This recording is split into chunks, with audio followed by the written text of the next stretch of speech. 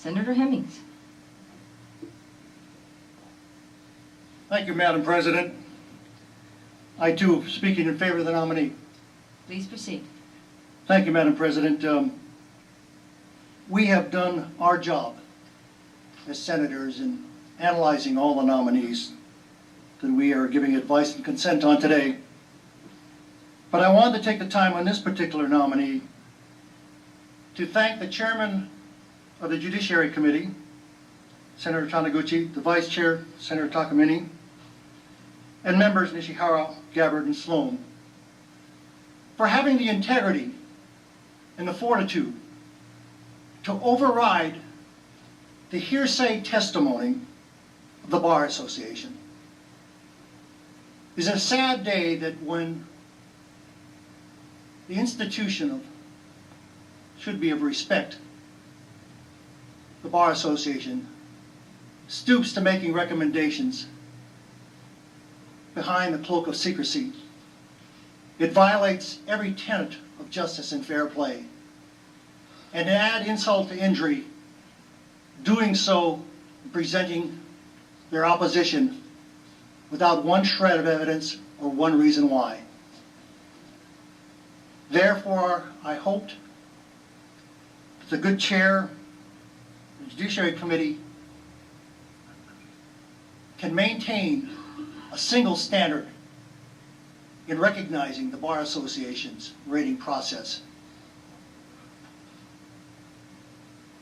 I want to add my praise to the new judge to be voted on personally and congratulate him, but also want to congratulate the Judiciary Committee for doing their job so well. Thank you. Thank you, Senator Hemmings. Any further discussion? Senator Taniguchi. Thank you, Madam President. Again, in support of the nominee. Please However, proceed. I did want to respond to some of the comments with regard to the Hawaii State Bar Association. In the past, yourself, Senator He, other members who have been chairs of the Judiciary Committee have talked to the Bar Association about their recommendation. I have personally been, I guess in the past, requested more information from them. And I think what we've talked about was the fact that the Bar Association sees its role in a particular way. It feels that their vetting process needs to be like a safe haven where people can come and not be afraid of retaliation, and that they can have a free flow of information. And based on that, they're able to then make a decision. But to allow that safe haven, to allow that to exist, they need this type of situation where they cannot disclose some of these things. And certainly we will talk to them more in the future about how maybe they can revise that. But going into this, these nominations, these confirmation hearings, all the members, everybody in the public knew that this is what they do. This is how they operate. And so to come today and say that it's unfair, and it's gonna, I believe it's gonna come up in the next governor's message. I believe it's unfair to the Bar Association because it's a misstatement of what they do. And for us as legislators, our role is to then judge what they, in the context of what they're doing. And so we take it in that manner, and certainly we consider with everybody else and everyone else who testifies, and we look at the substance of what people are saying. And like I said, we have to look at that and in the context of what they're trying to do, what the Bar Association is trying to do. And so I know there's going to be additional comments about the bar and the process, but again, people knew what the process was coming into these confirmations, and I think it's unfair to the bar to make those kinds of statements that it's unfair or outrageous. Thank you. Thank you. Any further discussion? Senator Hemmings.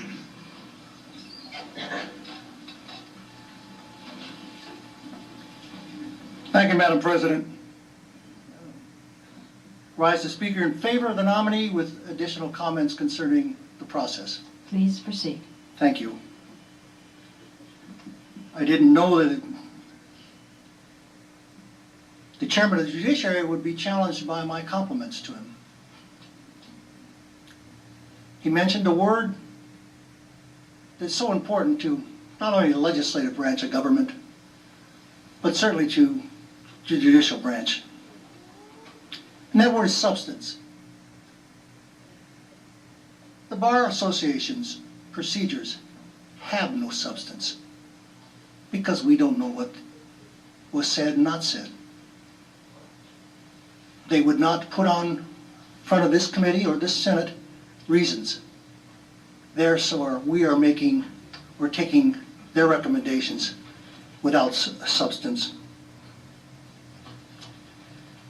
It's just not me who sees this. It is a problem, and though I'm leaving this Senate, Madam President and colleagues, it is a problem that has to be dealt with. It is so important that the third branch of government remain free from politics and from the vagrancies of the process. But I would offer to the good chair of the Judiciary Committee who just spoke that it's just not me. A respected journalist who's toiled away in the dungeons of this building longer than anyone else, Richard Barreca, wrote about it in this morning's paper. The title of the article is "Moon Was Right About the Bar's Role in Picking Judges." Let me quote, "I don't know Ronald Moon, our soon-to-be retired state Supreme Court Justice, but I understand and share his worries about the Hawaii Bar Association. So to the good chair of the Judiciary Committee, I do not stand alone in criticizing not what the good lawyers, over 5,000 of this state, stand for, but what their directors did and the way they did it. Chief Justice Moon gave very explicit advice on how the system could be cleaned up. The good reporter, the respected journalist of years, many years now, says that the advice was not taken. If one wanted to weaken public confidence, a few hours of watching the state Senate go about its business should be enough for anyone to question the entire democratic process. Madam President, I want to leave this Senate with my head held high, proud of the integrity of this organization and the procedures by which we conduct our business. Thank you. Thank you. Any further discussion? If not, do we have unanimous consent? 20 ayes. Fauga L. To'oto'o has been confirmed as judge for the Circuit Court of the First Circuit. Senator Taniguchi.